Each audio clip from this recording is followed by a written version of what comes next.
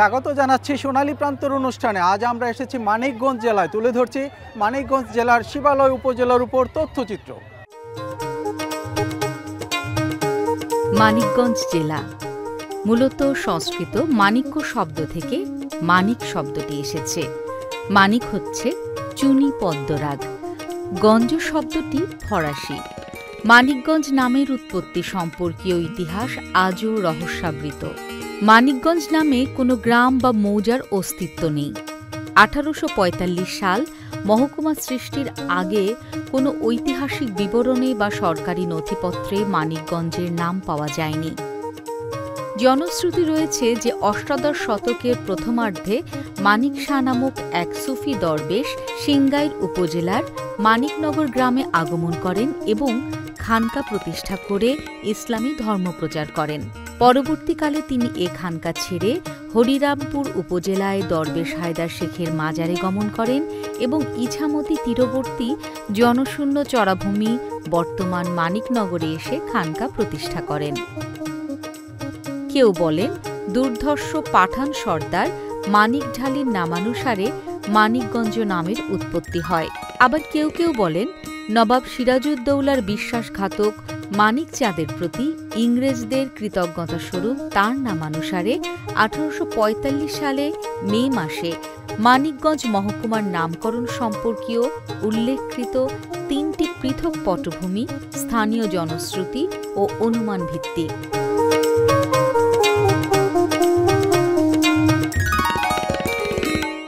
শিক্ষা সংস্কৃতিতে এগিয়ে থাকা মানিকগঞ্জ জেলার বিভিন্ন উপজেলায় রয়েছে প্রচুর শিক্ষা প্রতিষ্ঠান।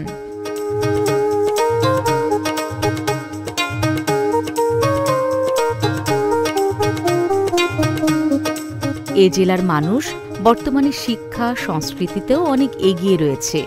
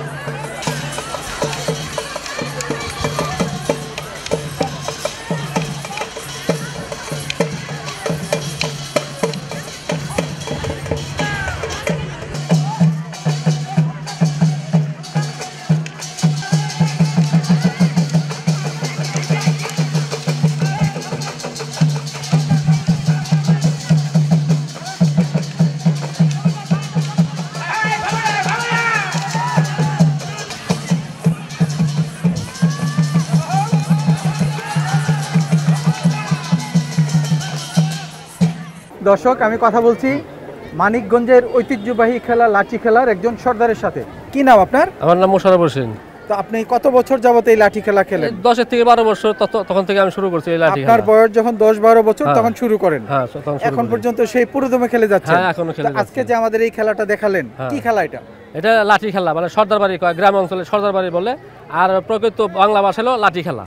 আচ্ছা, তো অনেকক্ষণ যাবত বিভিন্ন গল্প গুজব করে খেলাটা খেলেছেন। এই গল্পগুলি কি গল্প?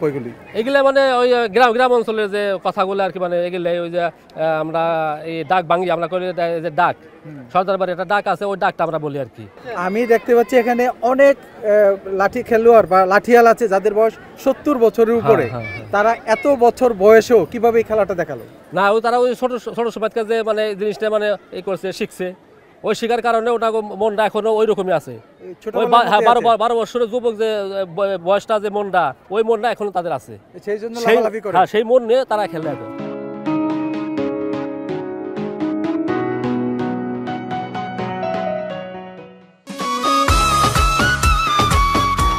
দর্শক, আমরা আছি মানিকগঞ্জ জেলার শিবালয় উপজেলার বরঙ্গাইল গোপালচন্দ্র উচ্চ বিদ্যালয় মাঠে।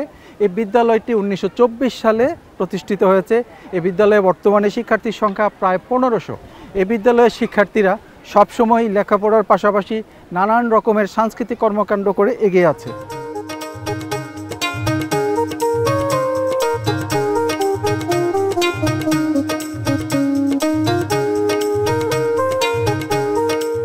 এই প্রতিষ্ঠানে শিক্ষা প্রকৌশল অধিদপ্তর একটি নান্দনিক ভবন নির্মাণ করেছে। ফলে শিক্ষার্থীদের পড়াশোনার পরিবেশ আগের চেয়ে অনেক উন্নত হয়েছে। দর্শক, আমি কথা বলছি মানিকগঞ্জ জেলা শিক্ষা অফিসার জনাব আমির হোসেনের সাথে। পাঠ্যপুস্তকের পাশাপাশি এক্সট্রা কারিকুলার অ্যাক্টিভিটিস যে কাজগুলো আমাদের শিক্ষার ক্ষেত্রে বরাদ্দ থাকে সেগুলোর মতো তারা অনেক ভালো কিছু শিখে, এতে তারা তাদের জীবনমুখী শিক্ষা ওখান থেকে গ্রহণ করতে পারে। সাধারণ শিক্ষার পাশাপাশি আপনারা কেন এই ধরনের কো-কারিকুলাম অ্যাক্টিভিটিকে গুরুত্ব দেন? আমরা এগুলোকে গুরুত্ব দিই কারণ সাধারণ শিক্ষা তো থাকবেই।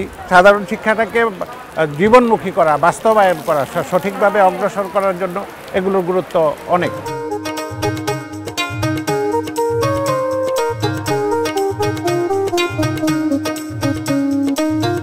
দর্শক, আমি কথা বলছি বরঙ্গাইল গোপালচন্দ্র উচ্চ বিদ্যালয়ের সম্মানিত প্রধান শিক্ষক মোহাম্মদ লুৎফর রহমানের সাথে। সে যে স্কুলে যেভাবে পড়াশোনা করেছে, যে অবকাঠামো ছিল তার থেকে অনেক বেশি উন্নত। অনেক আমার এখানে ভবন হয়েছে, 4 তলা ভবন পেয়েছি। আপনার অবকাঠামো দিক দিয়ে কোনো শহর এবং গ্রামের যে বৈষম্য অনেকটাই দূরীভূত হয়ে গেছে এবং জুলাই বিপ্লবের পর আমরা আশায় আছি এখনও যে বৈষম্যটুকু আছে ইনশাল্লাহ সেটাও দূর হয়ে যাবে। এই এলাকার শিক্ষার্থীরা লেখাপড়ার পাশাপাশি সাংস্কৃতিক কর্মকাণ্ডেও এগিয়ে রয়েছে।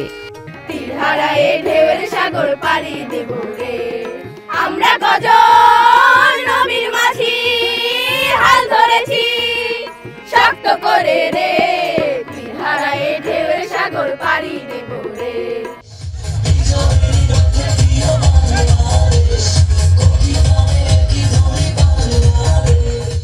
দর্শক, আপনারা দেখছেন সোনালী প্রান্তের অনুষ্ঠান। নিয়ে নিচ্ছি ছোট্ট একটি বিরতি। বিরতির পর শীঘ্রই ফিরে আসছি।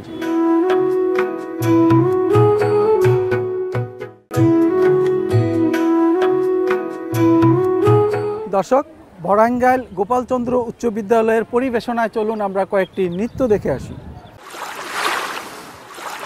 জীবিকার টানে মাঝি ছুটে যায় পদ্মার বুকে, সেই পদ্মার সলাৎ সলাৎ পানি মাঝিকে প্রেমিক পানি। তাই সম্ভাব্য কোনো দুর্যোগ সেই শিহরিত যাত্রাকে থামাইতে পারে না, সে নির্ভীক। কিন্তু মেঘের গর্জন প্রেয়সীর বুকে আশঙ্কা জাগায়। মাঝি যাইও না আইসু, মাঝি যাইও না আইসু। এটি বরঙ্গাইল গোপালচন্দ্র উচ্চ বিদ্যালয় শিবালয়। এই প্রতিষ্ঠানে শিক্ষা প্রকৌশল অধিদপ্তর একটি নান্দনিক 4 তলা ভবন নির্মাণ করেছে। ভবন নির্মাণের ফলে শিক্ষাঙ্গনের পরিবেশ আগের চেয়ে আরও অনেক উন্নত হয়েছে। দর্শক, আমি কথা বলছি শিক্ষা প্রকৌশল অধিদপ্তর মানিকগঞ্জ জেলার নির্বাহী প্রকৌশলী জনাব সিরাজুল ইসলামের সাথে। আসলে আমরা যে উন্নয়নগুলো করি আমরা আসলে কমিউনিটিকে নিয়েই কাজ করি। আমাদের জানেন যে আমাদের লোকাল পর্যায়ে কাজগুলো সুপারভিশনের জন্য লোকাল সুপারভিশন কমিটি আছে, শিক্ষক প্রতিনিধি আছে। আমরা কিন্তু তাদেরকে সব ড্রয়িং ডিজাইন বুঝাই দিয়ে সবাইকে নিয়েই আমরা কাজ করি, যার কারণে আপনাদের এই মাঠ পর্যায়ের কাজ কিন্তু হেড অফিস থেকেও তদারকি হয়। হ্যাঁ, হেড অফিস থেকেও তদারকি হচ্ছে, প্রকল্প থেকেও হচ্ছে। এখানে যারা লোকাল প্রশাসন আছে সবাই জানে। মোটামুটি আমরা সব কিছু ওপেন করে দিয়েই কিন্তু আমরা কাজগুলো করি, যার কারণে এখানে সবারই একটা জবাবদিহিতার মধ্যে পড়ে, যার কারণে আমরা কিন্তু সবাইকে নিয়ে কাজগুলো গুণগতভাবে আমরা সম্পন্ন করতে পারছি।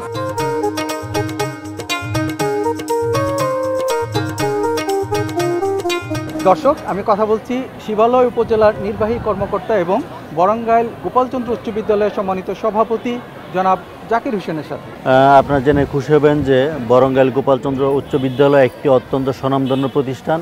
এই প্রতিষ্ঠান থেকে প্রতি বছরে অত্যন্ত ভালো ফলাফল করে আসছে এবং এই বিদ্যালয়টি ঢাকা রিচা মহাসড়কের পাশে হওয়ায় বিভিন্ন সুযোগ সুবিধা সর্বোচ্চ পেয়ে আসছে। শহর এবং গ্রামের যে তফাৎটি রয়েছে এখানে খুব বেশি উল্লেখ করার মতো নেই। এটি প্রায় বলা যায় মানিকগঞ্জ শহরের সমান সমান বলা যায়।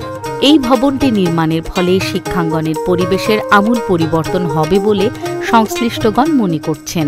দর্শক, আমি কথা বলছি মানিকগঞ্জ জেলার সম্মানিত জেলা প্রশাসক জনাব মানোয়ার হোসেন মোল্লা স্যারের সাথে। ধন্যবাদ আপনাকে। আপনারা সকলেই জানেন যে এই বরঙ্গাইল গোপালচন্দ্র উচ্চ বিদ্যালয়টি ইতিমধ্যে 100 বছর পূর্ণ করেছে।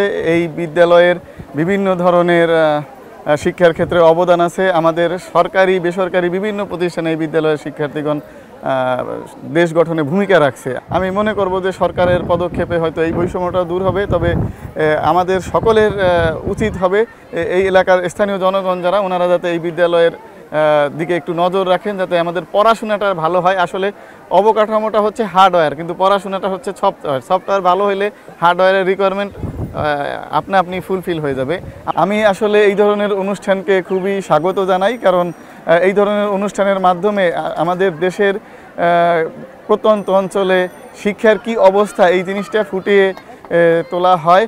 আমি চ্যানেল এসের এই প্রচেষ্টাকে সাধুবাদ জানাই। পাশাপাশি চ্যানেল এসকে আমি এই অনুরোধ জানাবো ওনারা যাতে এই অনুষ্ঠানের পাশাপাশি আরও কিছু অনুষ্ঠান করে, যে শিক্ষার্থীদের কিভাবে আরও ডেভেলপ করা যায়, তাদের এক্সট্রা কারিকুলার অ্যাক্টিভিটিতে কিভাবে সম্পৃক্ত করা যায়, কিভাবে শিক্ষকদের মান উন্নয়ন করা যায়, তাদেরকে আরও প্রশিক্ষিত করা যায়, যাতে আমাদের বাচ্চাদের ওনারা ভালোভাবে পাঠদান করতে পারেন। এবং বিভিন্ন শিক্ষা প্রতিষ্ঠানের বিভিন্ন ধরনের সমস্যা আছে, বিশেষ করে ইনফ্রাস্ট্রাকচারের সমস্যা, এই স্যাররা কাজ করতেছেন, ওনারা এই বিষয়গুলো দেখে যাতে ভালো করে একটা পলিসি নিতে পারে শিক্ষার উন্নয়নে।